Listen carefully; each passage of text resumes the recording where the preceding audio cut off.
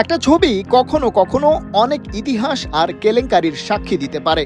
এই দুজনকে একসাথে এক ফ্রেমে খুব একটা দেখা যায় না, কারণ দেশের রাজনীতিতে কুখ্যাত দরবেশ সালমান এফ রহমান তার গেমগুলো খেলেছেন টেবিলের তলা দিয়ে।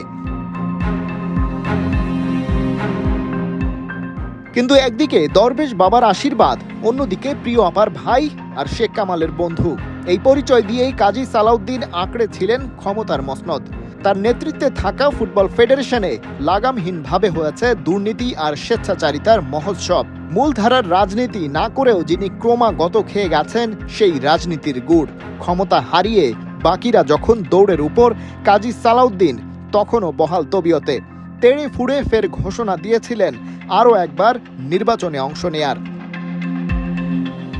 তবে বুঝতে পারলেন share market mafia Salman F Rahman কারাগারে আর প্রিয় আপা সীমান্তের ওপারে। তাহলে আগের ইলেকশন মেকানিজম কাজ করবে কিভাবে? তাই মানে কেটে পড়াই ভালো। কিন্তু বাফুফের গদিতে গেল 16টা বছর যে রাজত্ব করে গেলেন, ওই পরিচয় ভাঙিয়ে জায়গা করে নিলেন ফিফা, এফসি, সাফের মতো প্রতিষ্ঠানে। যাওয়ার আগে এই ফুটবলটাকে কি দিয়ে গেলেন, সেই অঙ্কই এবারে মেলানোর চেষ্টা করা যাক।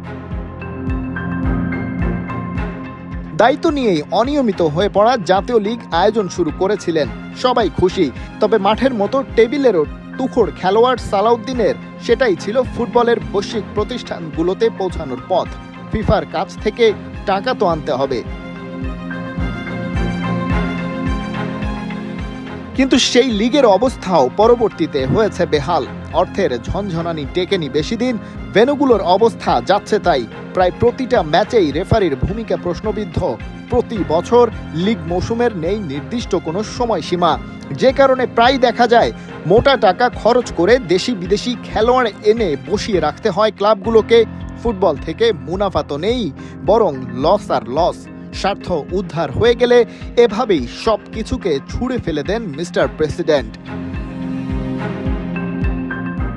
তবুও তো বছরে একবার করে মাঠে গড়িয়েছে প্রিমিয়ার লিগের বল।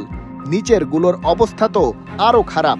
সালাউদ্দিনের 16 বছরে ফার্স্ট ডিভিশন ফুটবল হয়েছে 6 বার, দ্বিতীয় ও তৃতীয় বিভাগ 7 বার, পাইনিয়র লিগ হয়েছে মাত্র 8 বার। এসব নিয়ে কোনো চিন্তাই ছিল না কাজী সালাউদ্দিনের। পেশাদার লিগের দায়িত্ব দিয়ে রেখেছিলেন আরেক গুণধর সাবেক তারকা ফুটবলার আব্দুস সালাম মুর্শিদিকে। দেশের ফুটবল ধ্বংসে তার কাণ্ডকীর্তি নিয়মিত জানিয়ে এসেছে খেলাযোগ।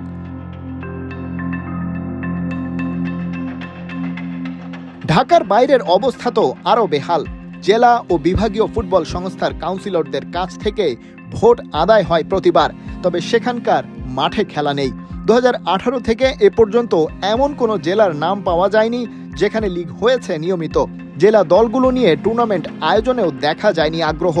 একে একে মুখ ফিরিয়ে নিয়েছে সব স্পন্সর, আর গণমাধ্যমের সামনে টাকা নেই বলে বছরের পর বছর হাঁ হুতাশ করে গেছেন মিস্টার প্রেসিডেন্ট।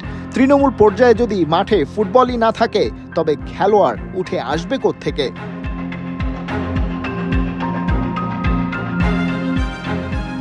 যা হওয়ার হয়েছেও তাই। জাতীয় দলের ওপর অনেক বেশি ফোকাস থাকলেও কোনো ফলাফল এনে দিতে পারেনি তারা। সালাউদ্দিনের আমলে একবারও খেলতে পারেনি সাফের ফাইনাল। এর প্রভাব স্বাভাবিকভাবেই পড়েছে বাংলাদেশ দলের ফিফা র্যাঙ্কিংয়ে। কাজী সালাউদ্দিন দায়িত্ব নেয়ার আগে 2007 সালেও দেশটার অবস্থান ছিল 151-তে। অবস্থা এতটাই নাজুক হয়ে পড়ে যে সেটা 1997-তে গিয়ে ঠেকে। বেশিরভাগ সময়ে ওঠানামা করেছে 80-র ঘরেই। অথচ 96 সালেও পৃথিবীর 110 নম্বর ফুটবল নেশন ছিল বাংলাদেশ। মাঠের খেলার এই হাল হওয়ার মূল কারণ বাফুফের বিদায়ী প্রেসিডেন্ট ব্যস্ত ছিলেন নিজের টেবিলের খেলা নিয়ে।